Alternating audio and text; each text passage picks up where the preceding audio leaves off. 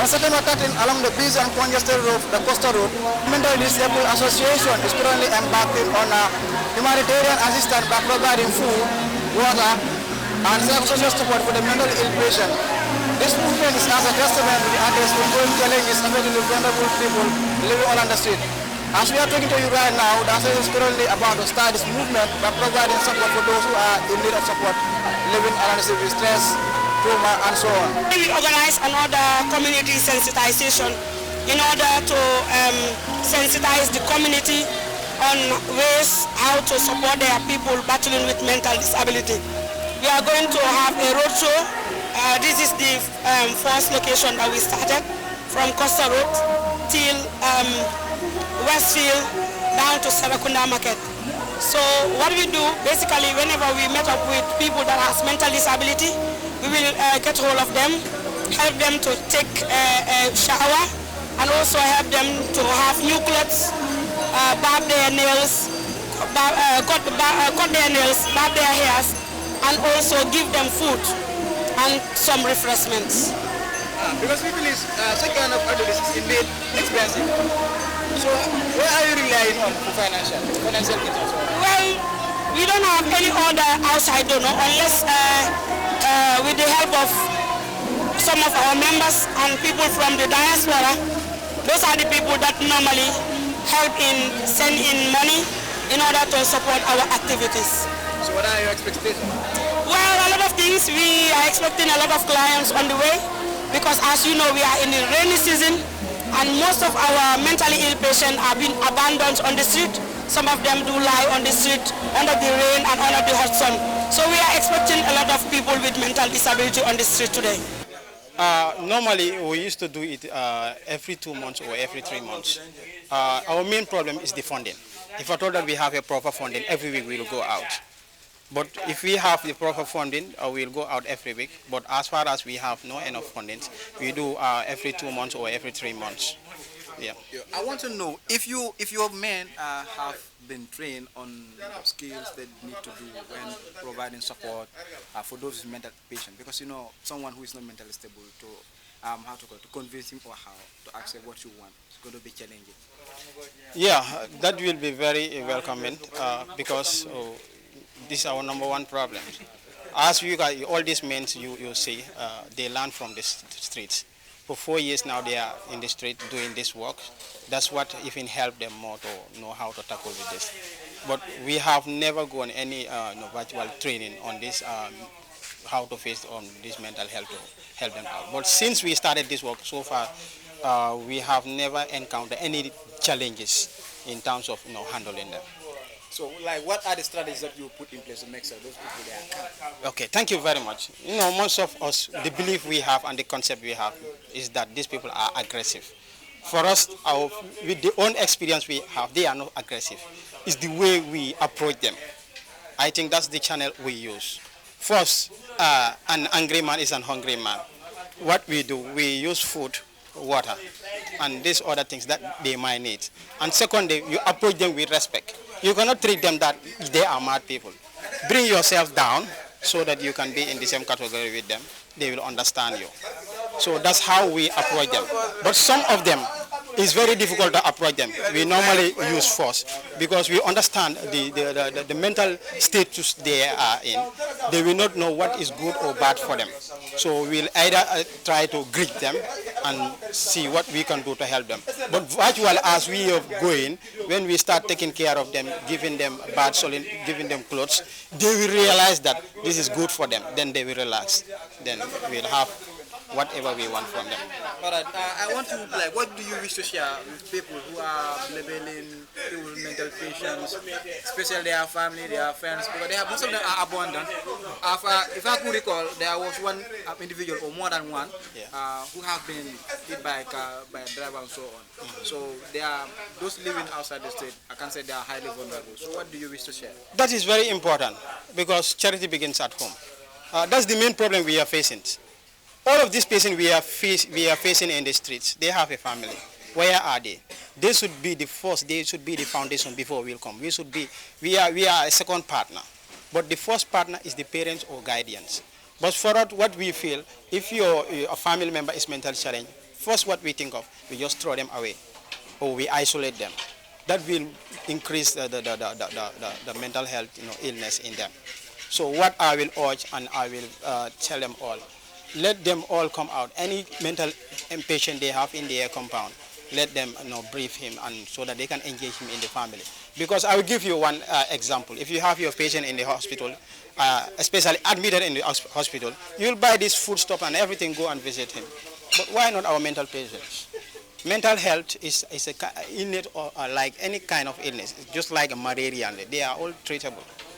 So if we help them in the home level, they will not come to the street. It will even ease our work. Yeah. For the message I have for them, these people are our people, and is this a sickness? It can be you tomorrow. When you face the challenge, who will help you out? It's a big question mark. So the home level is number one. If we say HEMDA, what is HEMDA about and what do you guys do? Basically, HEMDA is a mental health organization and it's an acronym which stands for Help the Mentally Disabled Association. Our mandate or our responsibility is to help those who are mentally unstable, particularly or especially those who are left stranded on the streets. Although we have a good collaboration with Tanka Tanka because we always have our clients whom we take to Tanka Tanka. But our main focus is to assist those who are left stranded on the streets and no one is taking care of them. Basically, we come out in our large numbers, as you can see today. We provide them with food, we provide them with clothing, we provide them with warm bath, and then refreshment and anything that an individual will need for a very good day. So, I like doing such, you need much funding. So where do you get funding to do such? That's a very important question, and I will be very much glad to answer that question because organization cannot go in the absence of funding. And then this organization, I will say it for free, it is seriously underfunded. As you can see, we have our members.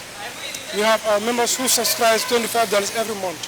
These are the small amount that we, $25 every month. These are the small subscriptions that we put together in order to buy food or refreshment or water or second-hand clothes to our mentally disabled people. Of recent, we have been seeing people are coming in their large numbers to donate food items. As you can see, our today's activity has been funded by an individual, a lady, I think who is based in the diaspora. Particularly, I don't know which country, but she's in the diaspora. She provided for this roadshow, provided all the food items that we are going to distribute to our brothers and sisters today. Okay, so how supportive is the government? Because HEMDA is complementing government efforts. So how supportive are they in making sure that the issue of mental health is addressed? That's also a very brilliant question because we are complementing the government's efforts, particularly the Ministry of Health. They have not been coming to our aid. They have not been supportive. They have not reached out to HEMDA in any aspect. Basically, we are doing what we're supposed to do. But when it comes to the government, as far as funding is concerned, there is no funding, absolutely no funding from the government. All is we dip into our pockets and do what is needed of us. So how long would the institution survive, provided that you rely on diaspora funding or individual contribution to make sure you address the ongoing challenges? This is the 5th year of the organization, and then every year it is growing progressively, and it is also growing massively. So that's a very big plus. Without the intervention of the government, we are still making it. How about if the government should come to our aid? How will you see it? It would have been better if the government should come to our aid and support the good crusade that we are doing. Because it definitely worth it. Those who are mentally unstable today can be okay tomorrow, and they can have serious impact to the society.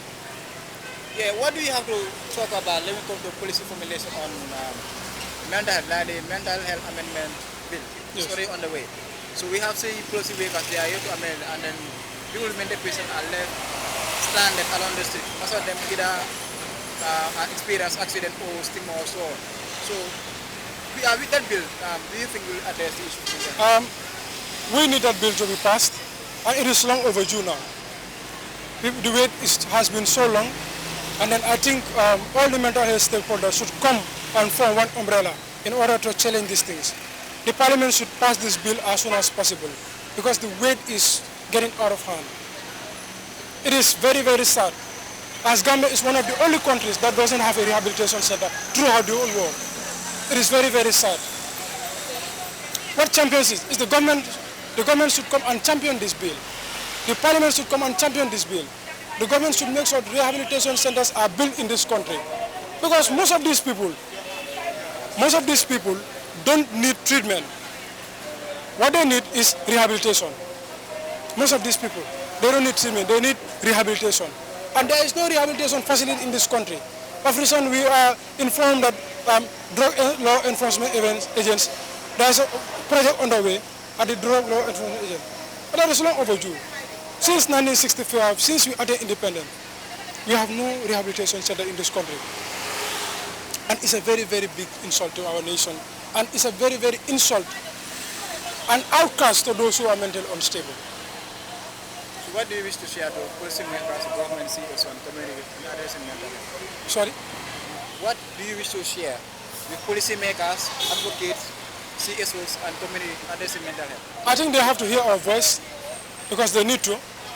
Our voices are always on the radio stations, are always on the TV station. HEMDA is well known by most of these policymakers. Here I want to seize the opportunity to thank one of the honorable members, Honorable Lamin Biba from Banjul North. He is championing the cause of mental health in this country. He is on top of the ladder as far as mental health is concerned. He has been doing tremendously for HEMDA and has been doing tremendously as far as mental health issues is concerned in this country. But you know, a lone person cannot overcome the rest. So I'm calling on all the National Assembly members. Let them join Honorable Lamin Biba of Banjul North to make sure that the bill is passed, to make sure that the mentally disabled people are also incorporated in the society for the greater good of this country. Bohol am nga bo ñooñu naa la ñaanal bu baax yàlla def seen bagage yi yëpp dellu nu mu mel yàlla def tamit seen yaram yi ñu am jaama yàlla def tamit noonu ñu leen toppa yàlla kuppi ko seen boppa su ko yàlla defee yàlla wol leen fa ndax ñu yëpp ñu mën a xam lan la waaw. kii moom yàgg na fi torop de mutul fukki at la waaye lu ko manqué tamit bëriwul di fii la ko fekk waaw waaye fii kay moom amul benn problème man saa su toogee fi ataay bi dama dee indi ba suma néeg ba sanni suma néeg ba pare dama dee naan ba pare su amee fii suñ toogee fii danga ko dee yekkal suñ ko yekkalee dafa dee ñëw lu bëgg a dara sukkur la garab la su ko soxlee dama dee ñëw mu ne ma lii laa bëgg ma yekkati jokko ko lu ma dee wax saakat yi jaagale ma dee wax lu ma dee indi lu bari fii nii su amee soxla fii dama dee ñëw ma jokko ko dafa dee fóot fii dafa dee sangu ba pare dafa dee julli dafa dee furaatu kay moom dafa dee ñaw daal dafa dee ñaw daal si jógee fii nii sax si mbéla bi la mooy dem ñaw daal dafa dee ñaw daal yeneen saa gars yi dañ ko dee ñëw fekk fii muy ñaw daal ñu ngi koy fay. Once the smiling coast of Africa is increasingly experiencing insurgents of mental patients, with many mental patients are reportedly stranded in the street, wrapped with garment of frustration and depression, as the street has a lot of hidden dangers. As the Mental Health Amendment Bill is still pending, the issue of mental health is of great concern for many, HEMDA with no exception. Most vulnerable groups are reportedly to be the youths, who form greater chunk of the mental illness, thereby pushing many far from their homes, families and loved ones, spending countless days and nights on the street with little attention or care. Addressing mental health probably requires collective action from policymakers, government, civil society organizations, and communities at large. Reporting for Voice Out Digital, I am Ismail Abba.